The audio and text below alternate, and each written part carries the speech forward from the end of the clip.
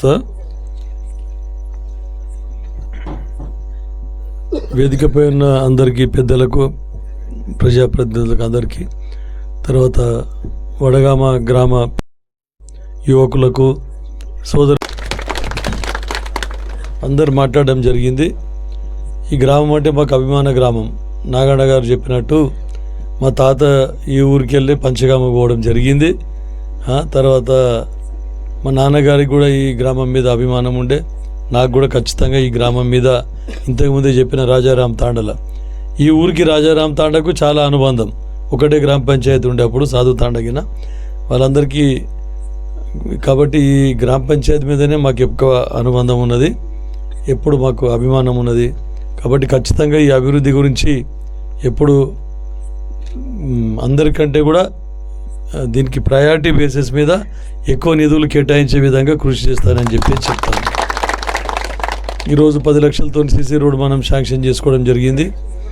తర్వాత ఈ గ్రామంలో ఏం అభివృద్ధి చేసినా కూడా గతంలో కిషారెడ్డి గారి పీరియడ్లో కానీ, సురేష్ షెట్కర్ గారి పీరియడ్లో కానీ కావడం జరిగింది. ఇక ముఖ్యంగా ఇంకొక విషయం, మీరందరూ కలిసి ఈరోజు ఫస్ట్ టైం, నేను గెలిచిన తర్వాత ఫస్ట్ టైం రావడం జరిగింది. మీరందరికీ మెజారిటీ ఇచ్చి గెలిపించినందుకు ఫస్ట్ మీకు అందరికీ కూడా ధన్యవాదాలు తెలుపుకుంటున్నాను. ఇప్పుడే మిత్రుడు గోపాల్ గారు చెప్పడం జరిగింది, మళ్ళీ సర్పంచ్ గెలిచే విధంగా. అంటే సర్పంచ్ ఎప్పుడు చరిత్రలో ఎప్పుడు కూడా ఓడిపోకుండా సర్పంచ్ ఎప్పుడు గెలిపిస్తూనే ఉన్నారు. దానికి కూడా మీకు ధన్యవాదాలు తెలుపుకుంటున్నా. ఇక అప్పుడు రాజశేఖర రెడ్డి పీరియడ్లో అంటే బడ్జెట్ చాలా ఉండే, మనకు అన్ని విధాల 3 కోట్ల రూపాయలు అప్పుడు శాంక్షన్ చేయడం జరిగింది. ఇప్పుడు అంత బడ్జెట్ లేదు. మరి ఇప్పుడు రేవంత్ రెడ్డి గారు పాపం కష్టపడుతున్నాడు. ఎందుకంటే 6.5 లక్షల కోట్ల రూపాయలు అప్పు చేసిపోయిన టీఆర్ఎస్ వాళ్ళు ఏం చేసిండ్రు అంటే బాకీ చేసిండ్రు. అభివృద్ధి శూన్యం, అభివృద్ధి ఏం చేయలేదు, కానీ బాకీ మాత్రం చేసిండ్రు. తీసుకుపోయి కాళేశ్వరం ప్రాజెక్టులో మొత్తం ఉన్న పైసలన్నీ కాళేశ్వరం ప్రాజెక్టులో పెట్టారు. ఇక గూలగొట్టుడు కట్టుడు. మీరు చూసిన సెక్రటరేట్ ఇంకా 100 సంవత్సరాల దాకా పనిచేస్తుండే సెక్రటరేట్, కానీ దాన్ని గూలగొట్టి మళ్ళా 1000 కోట్లు పెట్టి మళ్ళీ కొత్తది కట్టారు. ఉన్న పైసలు మొత్తం ఇట్లనే. మిషన్ భగీరథ మీరే ఇప్పుడు చెప్పారు. ఫస్ట్ మనం ఎన్ఏపీలో బాగారెడ్డి గారు ఉన్నప్పుడు మొత్తం పైప్ లైన్ వేసుకొని మొత్తం నీళ్ళు తాగినాం మనం. మరి మళ్ళీ దాన్ని ఉన్న పైప్ లైన్ తీసేసి మరో కొత్త పైప్ లైన్ పైసలు వేస్ట్ చేసి ఇట్లంతా అప్పుల పాలు కావడం జరిగింది. అయినా రేవంత్ రెడ్డి గారు చాలా ఖర్చులన్నీ తక్కువ చేసుకొని మళ్ళీ మనకు బడ్జెట్ కేటాయించి అన్ని విధాల అభివృద్ధి కార్యక్రమాలు కొనసాగిస్తున్నారు. రైతు రుణం ఇది కానీ, రైతు భరోసా కానీ, రైతు రుణమాఫీ కానీ, 6 గ్యారెంటీలు సోనియా గాంధీ గారు ఏదైతే 6 గ్యారెంటీలు ఇవ్వడం జరిగిందో, మహిళలకు ఫ్రీ బస్సు, తర్వాత 500 రూపాయలకి గ్యాస్ సిలిండర్, మళ్ళీ ప్రతి ఒక్క మహిళా అకౌంట్లో 2500 రూపాయలు.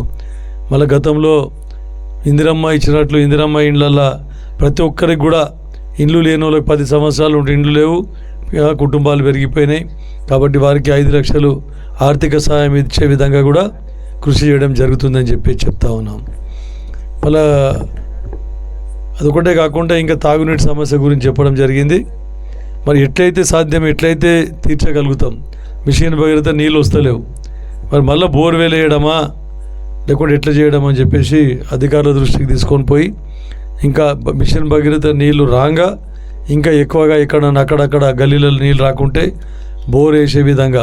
గత ప్రభుత్వంలో ఏమైందంటే ఊటికి మాటలు చెప్పడం జరిగింది, ఇంటింటికి నీళ్ళు ఇస్తున్నాం, ఇంటింటికి నల్ల ఇచ్చినాం, ఇక బోర్లు ఎందుకు వేసుకుంటున్నారు ఇంకా అని అడగడం జరిగింది.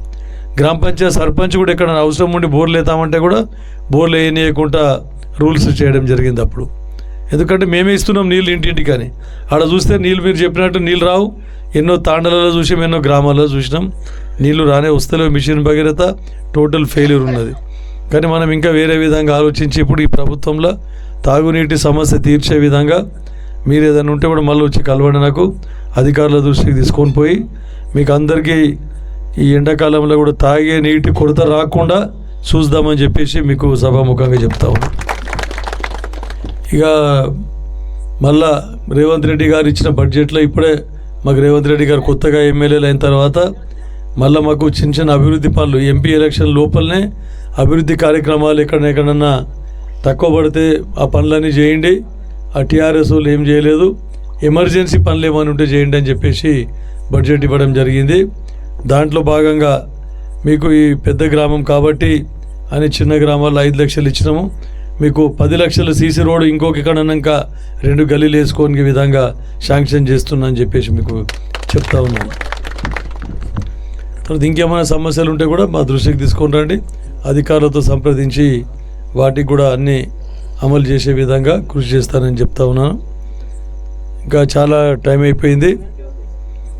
ఇంకా మళ్ళా ఇంకో గ్రామం పోయేది ఉన్నది నాకు. ఇక అసలు వడగామకి ఈరోజు వస్తారని అనుకోలేదు నేను. రాజారాం తాండ ఒకటే ప్రోగ్రాం ఉండే, కానీ మీ మాజీ అధ్యక్షులు నాగన్న గారు మీరు అంత దూరం వస్తున్నారు మాకు కూడా రావాలని చెప్పేసి అంటే దానికి కూడా ఈరోజు మళ్ళీ ప్రోగ్రాం పెట్టుకొని ఎందుకంటే మా సర్పంచ్ల పీరియడ్ అయిపోతుంది. ఇప్పుడు శిలాఫలకం మీద వాళ్ళ పేరు రావాలంటే 31 తారీఖు లోపలనే కంప్లీట్ చేయాలి. కాబట్టి కలెక్టర్ గారు కూడా మనకు ప్రోగ్రామ్ ఇచ్చింది. ఈరోజు యాక్చువల్ ప్రోగ్రామ్ మళ్ళీ 1 తారీఖు వస్తా 31కి రానని చెప్పి మళ్ళీ నిన్న సడన్గా లేలే ఫస్ట్ మళ్ళీ ఇదైంది క్యాన్సిల్ అయింది 31 తారీఖు వస్తా అని చెప్పి అందుకే కొంచెం కన్ఫ్యూజన్ ఉండే అయినా అందుకే ఇంత లేట్ కావడం జరిగింది. ఈరోజు లేకుంటే మీకు సాయంత్రం పూటనే ప్రోగ్రామ్ అయిపోతుండే అన్నీ అయిపోతుండే. కానీ కలెక్టర్ అమ్మ వస్తుంది అన్నప్పుడు మనకు మహిళా కలెక్టర్ గారు మనకు వల్లూరు క్రాంతి అని కొత్తగా రావడం జరిగింది. మొట్టమొదటిసారి నారాయణ ఖేడ్కి వచ్చింది కాబట్టి ఆమెను రిసీవ్ చేసుకోవడం జరిగింది. అందుకే ఏం చేసిన ఆల్రెడీ ఇక ప్రోగ్రామ్ ఆమె వస్తా అన్నప్పుడు వద్దనని రాదు. 31 తారీఖు నాడు మళ్ళీ వేరే కొన్ని గ్రామాలలో కూడా టైం ఇచ్చిన. ఇక ఆమెను వద్దనకుండా ఆమె టైం కాకుండా ఆమె వచ్చేసరికి 3-4 ఊర్లు తిరిగి వచ్చిన. ఆమె వచ్చిన తర్వాత వెళ్ళిపోయిన తర్వాత 6 గంటల వరకు ఆమె 6:30 వరకు ఉండే ఆడనే రివ్యూ. ఇదే అభివృద్ధి మీదనే అన్ని డిపార్ట్మెంట్ల మీద, ఎడ్యుకేషన్ డిపార్ట్మెంట్ మీద, R&B మీద, పంచాయతీరాజ్ మీద అన్నిటి మీద కూడా రివ్యూ పెట్టడం జరిగింది.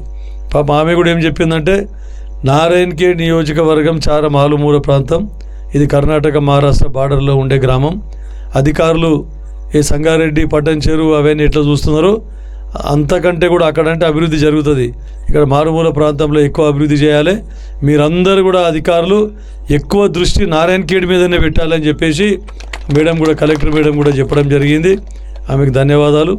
ఇక మనం కూడా ఇంకేమైనా సమస్యలు ఉంటే కూడా తీసుకురండి, ఖచ్చితంగా ఇది చేస్తాం. అయితే ఇంకొక గ్రామం ఉన్నది మాకు. అయితే ఇంతసేపు కూడా 10:30 దాకా కూడా వెయిట్ చేసినందుకు అందరికీ సోదరి మండలందరికీ కూడా నేను కృతజ్ఞతలు తెలుపుకుంటున్నాను అని చెప్పి చెప్తూ ముగిస్తున్నాను.